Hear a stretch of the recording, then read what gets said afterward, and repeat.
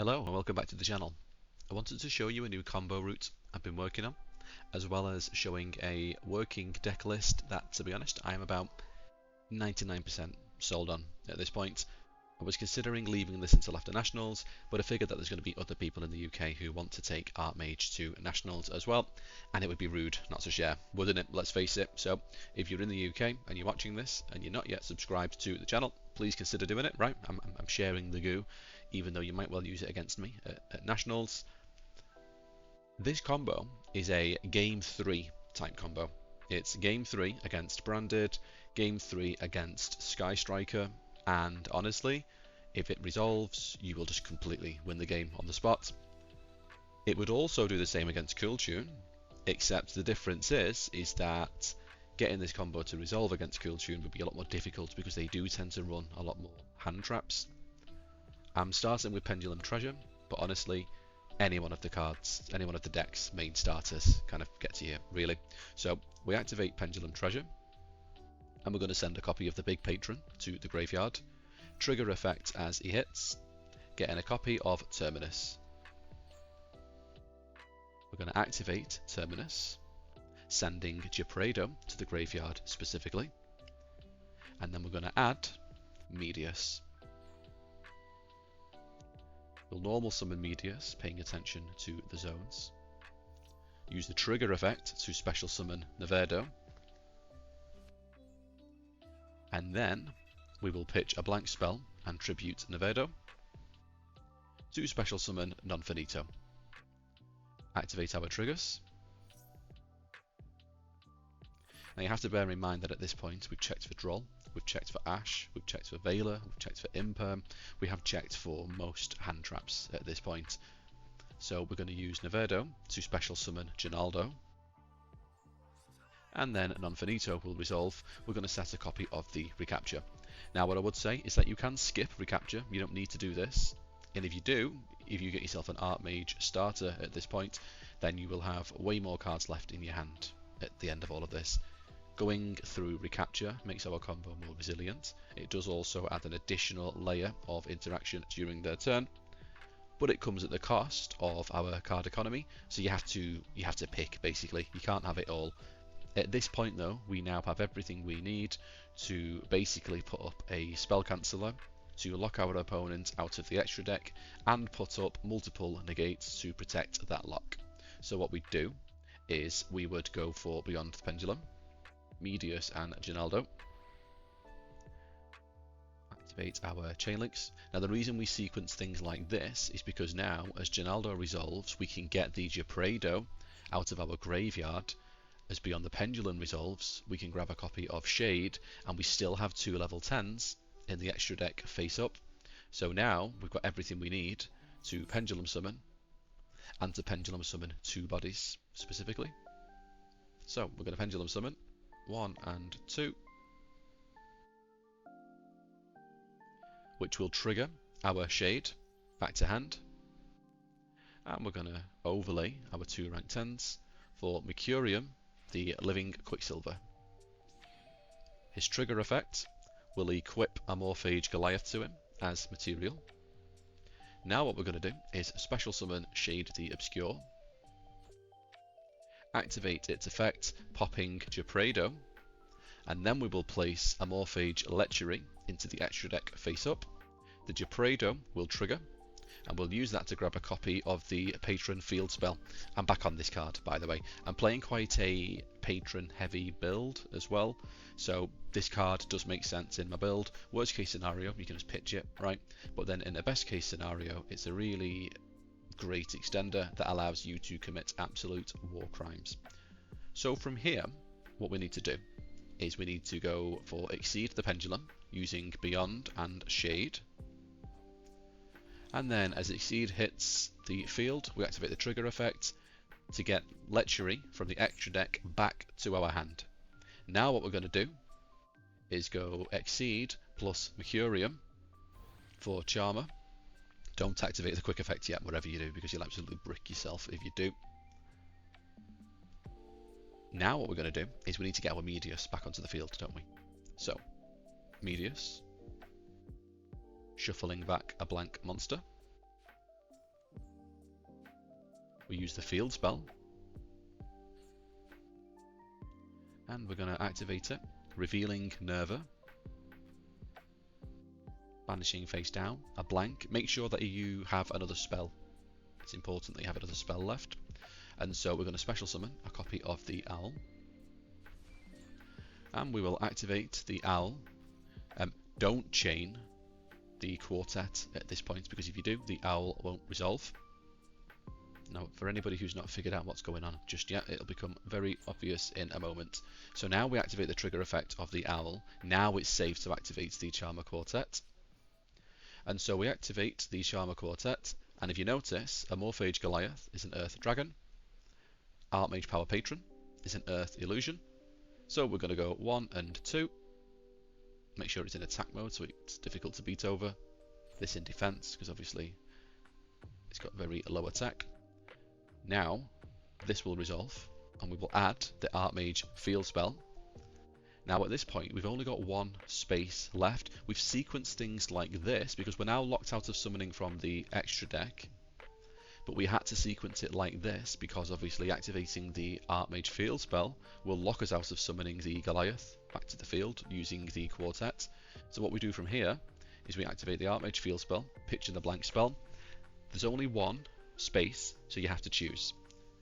If we grab Latera, that will allow us to get the Neverdo back from our graveyard, and it will set us up for a... Sorry, just move this a little bit. It will set us up to make an Ilia Sylvia in their turn using Non Finito plus the Latera. So if we go for Latera, that's the Neverdo plus an Ilia Sylvia during their turn. If we go for the Graflair, it's a spell or trap pop during their turn, which becomes more relevant in Chaos Origins because of the Mind Shuffle trap. Less relevant now, but also if Graflair hits the board, we can use Alteration, right? We'll get a copy of Alteration, set that face down, activate Alteration, using that to grab a copy of the Awakening trap. So we will end with the Awakening trap, setting our spell and trap zone as part of our end board, or we can pitch it to get a different Artmage monster which we wouldn't be able to summon, but it would of course get the trap in the graveyard. So that's what Graflair will get us. Or we can go for Finmel, which is what we're going to do. Because Finmel, special summon, draw an extra card, and as we activate our Lechery now, they are locked out of spells, so you do this at the very end so that you don't, gimp yourself, basically. The reason I'm prioritising Finmel here is because they can't use any spells or any spell effects. They can't special summon from the extra deck. And so realistically, if they want to break this, they have to break it using monster effects. So that's why I'm valuing the Finmel over the other Artmage monsters. Now, they can still use traps, so if they had an Imperm, they'd have used it by now. If they draw Imperm for turn, and they Imperm the Goliath, you can then decide, do you negate it with the Deactorus, or do you just let it go through? Depends on the matchup. Because even if they Imperm the Goliath, the Lechery still will lock them out of spells. So even if this gets negated, they're still under Spell Canceller. It's basically the same card. It's a Morphage Spell Canceller for all intents and purposes. Now if they destroy the Goliath, they're not under the lock anymore for Lechery. So we have no spells. We have no summoning from the extra deck, which is just brutal against Branded because the monsters don't really do anything. It's what the monsters do is enable scary extra deck monsters to hit the field, right? That's the whole thing of Branded. So no spells, no extra deck, a negate for anything that happens on the field, monster, spell, or trap. So this is how it be evenly as well. Now the Owl was summoned with the effect of Charmer Quartet in Bloom, so we can't actually use this during their turn, but when it comes back to us, we can then use the Owl. We've got Artmage Non Finito for a fusion play. This isn't under any kind of lock, although that can't happen, of course, unless the Goliath gets outed. We've got the Recapture to negate any monster effect. We've got the Finmel to negate any monster on the field. And we do, of course, have a Medius, which is in the banishment zone. That's relevant because if this gets destroyed, we can special summon the Medius. Depending on the board state at the time, that can either be enough to combo again, or to at least, if this gets destroyed first, you special summon the Medius, Medius hits the board, use that to add a power patron to your hand, and then use that then as follow-up for next turn, of course.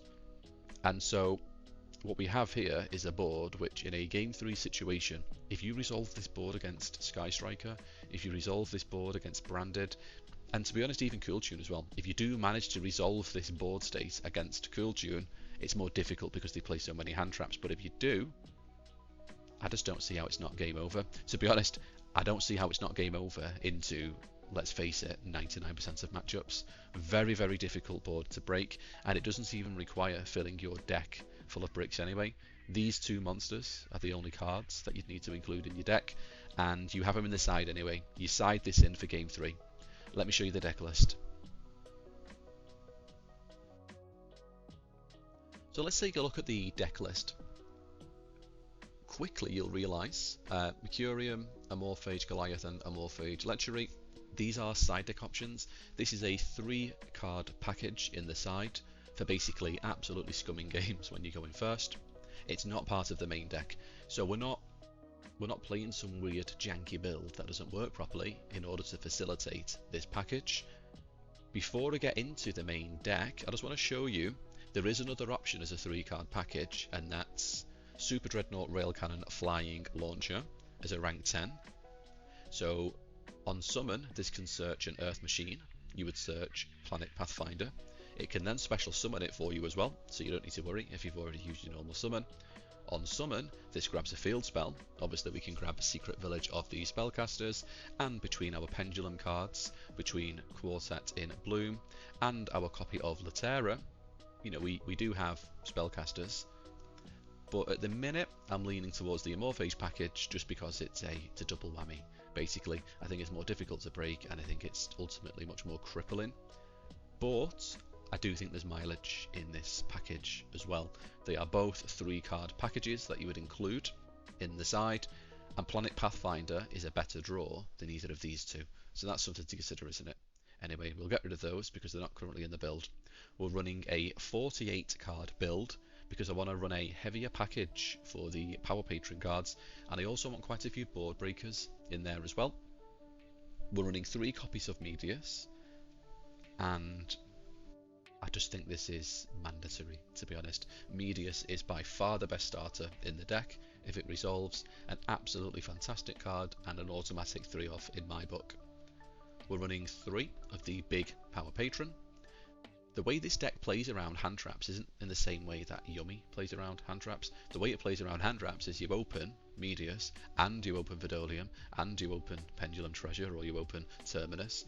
You activate Vidolium, use its trigger effect to destroy yourself, send it to the graveyard, effect to search, you get ashed, but then if you've already got the Terminus anyway, you carry on playing, don't you? Normal summon Medius the Pure, it gets ashed, but then you've got a copy of the Terminus, you activate Terminus, you send the Owl to the graveyard, you search Vidolium because it's a Dark Fairy, destroy itself to special summon the Owl, and you're playing from there, aren't you? So that's why I'm playing a 48-card build. I want lots and lots of different types of engine, but I don't want it to get too high because I don't think there's enough high quality board breakers to justify going to 60. So 3 Vidolium, 3 Depredo, I think is an absolutely fantastic card. You only really play 3 of this if you're committing to a higher count of Power Patron cards, which I am. The Power Patron stuff is fantastic for basically wasted interaction, baited interaction, and even if they break your board, if you're able to follow up on your own turn by Pendulum summoning, you know, an Avado, Pendulum summoning a Ginaldo back to the field, use their effects to tag them out for the Genora, for the Nevera, the follow-up they provide is just fantastic, as well as being fantastic board breakers in their own right if you go in second. 2 Shade the Obscure, considering cutting to 1, I'll be honest, but you know, I do quite like 2 at the minute. This is probably one of the areas where the jury's still out. At the minute, I'm testing 2 Finmel. I was in 2 minds. Do I go 2 Finmel, 1 Graflair, or 2 Graflair, 1 Finmel? The deck list which top French nationals was running 2 Finmel, which is what inspired me to try it. And I think what I like about the double Finmel is that Finmel can get you into non-finito, whereas Graflair can't. and that's what's edging it at the minute. But to be honest, I think this is personal preference. If you wanted to do 2 and 1, or even 1 and 1, or 2 of each, I don't think that would be, I don't think that would be a problem. Latera at 1 because she's an extender, doesn't really do anything by herself. 2 copies of the Owl because that'll come up a lot, so I think 2 copies of the Owl is absolutely correct. 3 Pendulum Treasure because it may as well read Artmage Patron Treasure. 3 copies of Terminus. Now this might be a bit more controversial. I think Vidolia is a fantastic card. As you saw in the combo there, you wouldn't really be able to extend that much without this card. Worst case scenario, you just pitch it for making a non-finito, pitch it with the Artmage field spell if you're not wanting to use it in the way it's intended, and I just think that it's, in such a heavy power patron build, this just makes sense. 1 copy of the field spell is something I'm testing because I saw other people on this. I am considering cutting a shade for 1 copy of the field spell, but we'll see. 2 copies of Assault because it's effectively another 2 copies of Medius, and we really want to see Medius. 1 copy of Alteration because you're only really using this for your combo, right? Use Graflair gets Alteration, use Alteration to get the Awakening, etc. 3 copies of Super Poly because even though the deck can actually go second, it does need help. I think all decks, of course, need help. We don't play hand traps, so that means you're going to be playing into full boards every time. And Super Poly is by far one of the best board breakers out there at the minute. Where it gets controversial, and I am testing this at the minute, is I had 3 Forbidden Crown in the main. Because going first, it's really good. But I'm testing 3 Eclipse instead, hear me out, because Book of Eclipse is also good going first, in that Forbidden Crown, they say it's good going first because it's more you set it at the end of your combo, right, and it's really good. But Forbidden Crown isn't going to help you out going first in terms of people interrupting you. So Book of Eclipse, if your Medius gets hit by Veiler, Book of Eclipse, Chainlink 2, the Owl still comes out, or the, the Nevado still comes out. Use Nevado to get to your non-finito. As Nevado triggers, the Owl hits the field, and then you can still fuse with the face-down Medius. So nothing's actually happened. You've dodged Veiler, you've dodged Imperm, and you've still comboed like nothing even happened. So that's where I'm seeing the value for Book of Eclipse at the minute over Forbidden Crown. You'll notice as well, Book of Eclipse isn't a once per turn. So if you draw 2 Book of Eclipse, you can Book of Eclipse the field. If it gets hit by Ash, gets hit by any kind of negate, you can just activate a second Book of Eclipse. Whereas going second, the Crown can be devastating, absolutely. But sometimes you go in second into a full board, you've got 1 Crown, they've got 4 threatening monsters, and all of a sudden the Crown isn't really doing enough. It was the same kind of consideration for Dark Ruler in the main. So with Dark Ruler in the main, you can just basically turn this into engine using non-finito, turn this into engine using the field spell, but if we lose the dice roll, then a Dark Ruler is going to do so much more for us than a Forbidden Crown. So I'm just testing this out at the minute. It's not that I don't own Crown, I do own a playset, but I'm just wondering at the minute, is it impactful enough for going first and going second? We'll see. I think that's the only thing the jury's still out on. If I was to put 3 Crown back into this deck, it definitely wouldn't replace Super Poly, because this card is just amazing at the minute. But then it'd be a case of, would I replace Book of Eclipse? Would I replace Dark Ruler no more? You can then consider, well, I'll put it in the side deck, but then bear in mind the combo I've just showed you. Am I taking out these 3 for Forbidden Crown? Don't know, realistically, right? Because that's what it would replace. And I think what I've just showed you as a combo is infinitely more crippling than a Forbidden Crown could be anyway. So yeah, the jury's still out there on Crown. I've got to be honest. I feel like I should play it, but then a Dark Ruler does way more going second. A Book of Eclipse could do way more going first, as well as way more going second. So yeah, not quite sure on that one.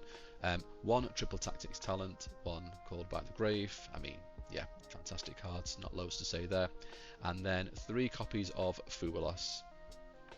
Honestly, I don't think Fubalos is great in this format, but this will help you through some of those earlier rounds in a bigger format if you're playing against Rogue, because the meta decks can play through Fubalos, but of course Road decks can't really play through Fubalos. Interestingly enough, I think we play through Fubalos no problem, to be honest. You just do Artmage stuff, do the Artmage ladder, and you can end on a pretty decent board under Fubalos, giving, 1-2 draws.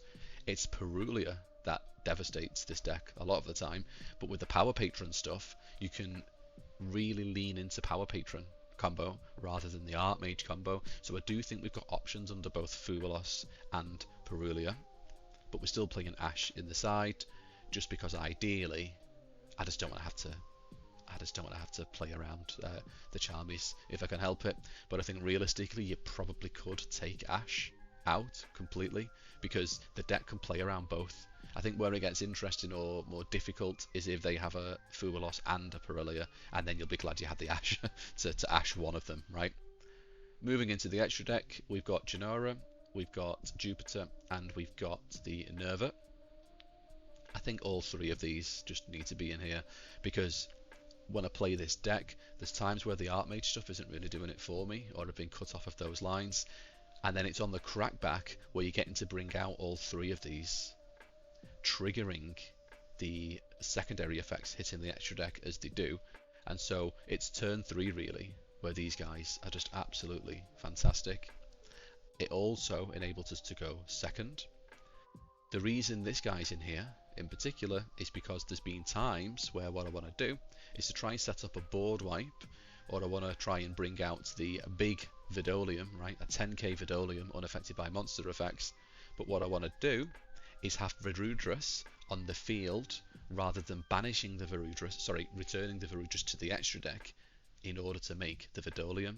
Having this in the extra deck means we can have Varudras on the field, shuffle this back into the deck to bring out our big 10k Vidolium, which is going to one-shot anything in attack position that's got less than 2000 attack, because 10 minus 8 is 2, quick maths. And you want the Varudras on the field to negate any attempt to stop the Vidolium attacking into their sub 2k attack position monster. Varudras, just absolute no-brainer, let's face it, fantastic card, rank 10, makes complete sense in the deck. So we've got our little Super Poly package, we've got the Sea Monster of Theseus, we've got the Mud Dragon of the Swamp, we've got the Garura. I just think all things considered, they give you the most coverage. This has actually got a very specific purpose, right? It doesn't really give you the most coverage, it just so happens to hit the best deck in the format, or one of the best decks of the format. I think Branded is very strong as well right now. 2 Non-Finito comes up quite a lot. 1 Deactaurus because it's enough. Beyond the Pendulum and Exceed the Pendulum because they come up all the time in our combo routes, to be honest, particularly the one I've just showed you. IP and SP, honestly, I think there's arguments to take these out. They're just generically good. If you want to go down the Power Patron route in particular, then the IP is useful to giving you that one extra, just an extra 2 points of interaction. And of course, the Charmer Quartet in Bloom, absolutely fantastic card. I slept on this when the format first started, but yeah, it's fantastic, and I'm considering copying myself a Starlight Rare, to be honest. Moving on to the extra, we've got 3 Ash Blossom, because playing around 1 Charmy isn't too bad, but you don't want to play around Fubalos and Perulia. 2 Lightning Storm, 1 Harpies, very, very common, right? 3 Sphere Mode, this might be controversial, but I think this is a fantastic card in this deck, because unlike Lava Golem, we can still normal summon, and of course we can combo into the field spell and use the field spell to get an extra normal summon for Medius. So I think this is probably one of the best decks that can run Sphere Mode. Of course you don't use this against Kewl Tune, right? You have to be careful which decks you're siding this in against. Illy Sylvia for when you go in first. Non-Finito plus the Latera gets you an Omni-Negate, why not? Mercurium and the 2 Amorphage cards, obviously for the combo I've just showed you. I think it's absolutely disgusting, to be honest. No extra deck, no spells. so many decks are just going to completely fold if you get to that point. And finally, 2 copies of Droll. We're not running other hand traps because we need hand traps that really do have impact. So against certain decks that struggle into a Droll, again, a lot of rogue decks can't play into a Fuba, a lot of rogue decks can't play into a Droll. We're slapping that into our deck, but we're not really going to try and go down the route of, Ash, Imperm, etc. Because unless you're running, 18 hand traps, you're not stopping Kewl Tune from playing. Let's face it, you could put 18 hand traps into your deck, still not open enough to stop Kewl Tune from playing. So we're playing more of a breaker approach. However, Fuwalos and Droll are probably the 2 cards that can, make a real impact in somebody's end board just as a one-off. I will quickly show you as well the Amorphage cards. There's other cards here if you want to take a look at them, because they have different floodgate type effects. So the Sloth, for example, in the Pendulum Zone is basically Droll on legs.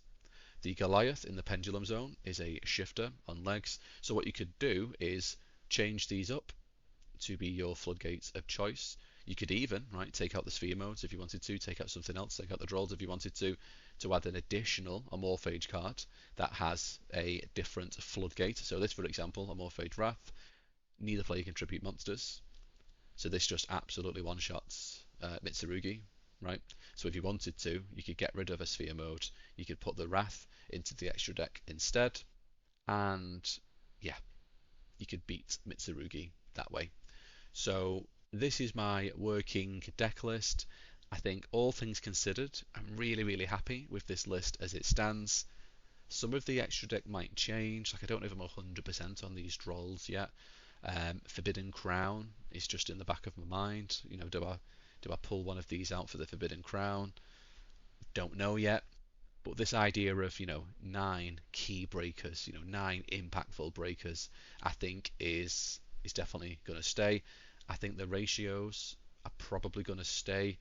Will I swap a Finmill for a Graflair later down the line? Possibly, don't know yet, but I'm liking this for now. I am probably going to swap a Shade for a field spell, because you only need 1 Shade for the combo. And if our field spell gets destroyed, we do want another one.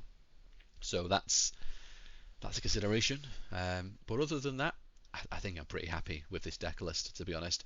And I can't see too much changing between now and Nationals.